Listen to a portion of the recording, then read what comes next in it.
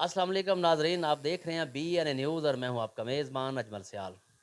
नाजरीन, रोज़ाना स्टोरियां क्राइम की, सोशल इश्यूज़ की, हर किस्म की स्टोरियां हम करते हैं, तो वो आप यकीनन उससे एंजॉय भी करते होंगे। कुछ इश्यूज़ पे जो है वो बड़ी ट्रेजेडी वाली स्टोरीज़ होती हैं, उस पे आप इज़हार अफ़सोस भी करते होंगे और स्टोरियों में एक डिफरेंट किस्म की स्टोरियां होती हैं। लेकिन आज एक ऐसी स्टोरी करना चाहते हैं हम अपने सहाफ़ी, सीनियर सहाफ़ी की स्टोरी, क्योंकि सीनियर सहाफ़ियों की स्टोरियाँ जो हैं वो न्यू जर्नलिस्ट, न्यू कमर बहुत कम करते हैं। उनके फ़ायदे, उनके तजुर्बे से कम फ़ायदा उठाते हैं और वो शायद ईगो में रहते हैं, क्योंकि सीनियर सहाफ़ियों की स्टोरियाँ करना, उनके तजुर्बात से फ़ायदा उठाना, ये मियाँ साहब हमारे लिए बड़े बाइस फ़ख्र की बात होती है। तो सबसे पहले मैं तारुफ़ करवा दूँ, मियाँ वहीदुर रहमान साहब हैं, सीनियर जर्नलिस्ट हैं, विहाड़ी से, विहाड़ी प्रेस क्लब से ताल्लुक़ है इनका। विहाड़ी में बड़ी दलेराना, बड़ी जुरतमंदाना सहावत की, अख़बार नवीस हैं, बहुत देर से अख़बार नवीस हैं, ताल्लुक़ है अख़बार से।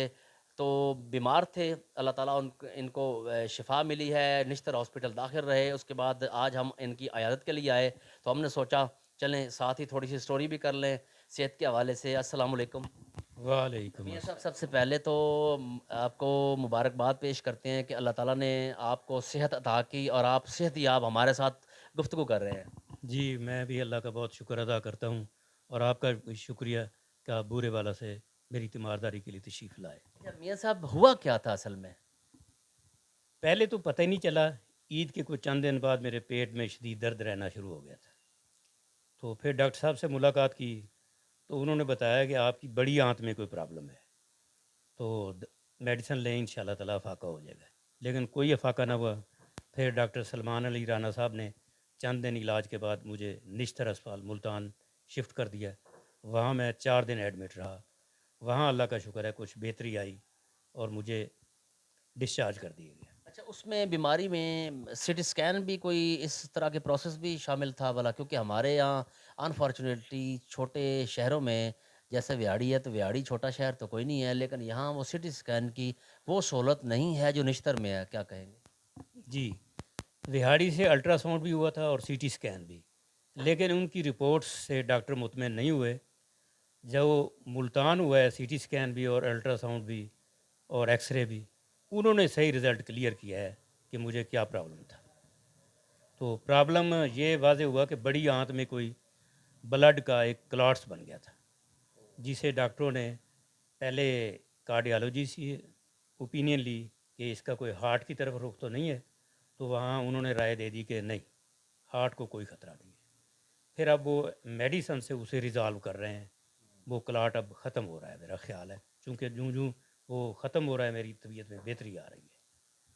बहुत सारे दोस्त जो हैं वो ये चाहते थे कि हम अयादत के लिए आएँ, कइयों को घर का नहीं पता, और ये इस प्रोग्राम की वसासत से मैं समझता हूँ आपकी सेहतयाबी की जो एक वीडियो है, वो आपका जो पैगाम है तमाम व्यूअर्स, फॉलोअर्स और तमाम आपके चाहने, मेरे चाहने वालों के पास मेरे ज़रिए से आपकी जो अयादत है वो हो जाएगी। इस स्टोरी का ये मकसद है। मियाँ साहब, दूसरी बात ये कहेंगे कि अल्लाह ताला ने आपको एक बहुत वसी तजुर्बे से जो है ना रोशनास कराया है अल्लाह ताला ने। तो सहाफ़ती तजुर्बा कितना तकरीबन हो चुका है अब तक? मेरा माशाल्लाह जी 28 साल तजर्बा है सहाफ़त का। सबसे पहले मैंने रोज़नामा फैसलाबाद का था है डेली बिज़नेस रिपोर्ट, उसकी नुमाइंदगी से आगाज़ किया। फिर अपना अखबार निकाला, खुली अदालत। फिर अपना अखबार निकाला, अवामी आँख। अच्छा मियाँ साहब, ये बताएँ कि 28 साल तजुर्बे में कई नशेबो फराज, कई हादसात, सहाफ़ियों पे अटैक हुए, हमले हुए, अब तक सहाफ़ियों के लिए कोई ऐसा कानून नहीं बन सका, क्या क्या समझते हैं आप? ये हमारी बदकिस्मती है कि हम खुद ही कोई कानून नहीं बनाना चाहते। अगर कोई कवानीन हैं तो उन पर अमल दरामद नहीं होता। हम साफ़ी सारे बिखरे हुए हैं और जब तक हम यकजा नहीं होंगे, एक दूसरे का एहतराम नहीं करेंगे और सीखने के अमल से नहीं गुजरेंगे, हमारी तरक्की मुमकिन नहीं है। अब नए साफ़ियों के लिए तो मेरा ख़ास पैगाम है कि वो सीखने से दिलचस्पी रखें। अब मैं देखता हूँ कि वो सीखते नहीं, बल्कि काम में निकल पड़ते हैं। और काम फिर ही आएगा जब आपको पहले सीखा हुआ होगा। देखे दिखाए काम नहीं आता। हमारे दौर में हम जब सहाफ़त शुरू की थी, तो आप यकीन करें 10 साल तक हम آگے نہیں صرف پیچھے رہتے تھے تاکہ پھر سینئرز کو دیکھیں ان سے سیکھیں. اور اللہ کا شکر ہے ہمیں سینئر بھی ایسے ملے کہ جنہوں نے ہمیں سکھایا, اپنے ساتھ چلایا. اور اب میں سمجھتا ہوں کچھ سینئر ہیں بھی تو جونیئر جو ہیں وہ سیکھنا نہیں چاہتے. اچھا میاں صاحب آپ کے پاس تو اللہ تعالیٰ نے گنجائش بھی دی ہے ماشاءاللہ, اولاد بھی ہے, جوان ہے, اور وہ جرنلسٹ آج بھی کرائے کے مکانوں میں ہیں, تو ان کے لیے کوئی ہیلتھ انشورنس کا پروسیس آج تک شروع نہ ہو سکا. اب بھی آخری سانسوں پہ یہ حکومت ہے, 3-4 دن کی مہمان ہے, ہو سکتا ہے اگلے سال تک بھی الیکشن نہ ہوں, یا ہو سکتا ہے یہی نگران حکومت کا سیٹ اپ منون لیگ کا ہی ہو. تو صحافیوں کے لیے کسی بھی حکومت نے کوئی ایسے اقدامات نہیں ہونا, اس پہ کوئی امپلیمنٹ ہوا, کیا کہیں گے؟ مشرف دور سے صحافیوں کی فلاح و بہبود کے لیے کام شروع ہوا کچھ, اس کے بعد پھر چینل مالکان جو ہیں یہ کچھ نہیں دینا چاہتے کسی کو, تو اس لیے پھر قوانین پر عمل درآمد نہیں ہو سکا. ہر حکومت نے اپنے آخری ایام میں صحافیوں کی فلاح و بہبود کے لیے اقدامات ذرا زیادہ اٹھائے ہیں. پتہ نہیں انہیں پتہ ہوتا ہے بھی ہم نے رہنا تو ہے نہیں, تو لہٰذا اقدامات اٹھا کے چلے جائیں. اب اس حکومت نے جاتے جاتے ہیلتھ انشورنس ہیلتھ انشورنس شروع کی ہے. اسے 3 دن رہ گئے. ہاں 3 دن رہے. جب پہلے پچھلی حکومت تھی اس نے بھی آخری دنوں میں ہیلتھ کارڈ صحافیوں کے لیے بھی ویلڈ قرار دیا تھا, پہلے صحافی استثناء سے اسے. دیکھیں بس جب تک صحافی متحد نہیں ہوتا اور یہ اپنی آواز متحد ہو کر نہیں اٹھاتے کسی مسئلے کا حل ممکن نہیں. صحافی آپ سمجھتے ہیں بھی کچھ بے گھر ہیں, میں سمجھتا ہوں اسلام آباد, لاہور اور ہم جیسے وہاڑی ضلع جیسے تحصیل بورے والا, میلسی جیسے علاقوں میں اکثر صحافی کرائے کے مکانوں میں رہتے ہیں یا مانگے تانگے کے مکانوں میں. وہ اپنا مکان نہیں خرید سکے, اگر والدین کی طرف سے حصے میں آ گیا تو فابیا, ادروائز وہ کرائے کے مکانوں میں دھکے کھانے پر مجبور ہیں. میاں صاحب میں نے یہ دیکھا ہے کہ کافی سارے لوگ جو ہیں, چونکہ صحافت کی کچھ اضافیوں کی وجہ سے صحافیوں کی عزت نہیں رہی, تو صاحب حیثیت لوگ جو میں نے دیکھا ہے کہ 40-50 لاکھ تک کا خرچہ انتظامیہ پہ کر لیتے ہیں. صحافیوں کے فلاح و بہبود کے لیے بھی تو کوئی ایسی کالونی, بے شک انہیں کوئی ایسے دینے کی ضرورت نہیں ہے, سرکار کا رقبہ ہے, نہ ہو صاحب حیثیت لوگ اسے رینٹ پہ بھی تو دے سکتے ہیں, جس کی انسٹالمنٹ جو ہے وہ آسانی بآسانی ہر سال یا ہر 6 ماہ بعد یا ہر 2 مہینے بعد پر منتھ کر کے. ایسا کوئی اقدامات آپ کے خیال میں ان صاحب حیثیت لوگ چیمبر آف کامرس کے ہوں یا باہر ہوں ضلع وہاڑی میں, ان کو کرنا چاہیے؟ دیکھیں صحافیوں کے مسائل حل کرنے کے لیے سب سے بڑا کردار جو ہے وہ حکومت وقت ہی کر سکتی ہے, کیونکہ حکومت کے پاس اتنے وسائل ہوتے ہیں اور کسی کے پاس اتنے وسائل نہیں. ملتان میں 2 دفعہ کالونی بن چکی ہے اور گورنمنٹ نے بنائی ہے, ان کی قسطیں بھی پلاٹوں کی گورنمنٹ نے ادا کی ہیں.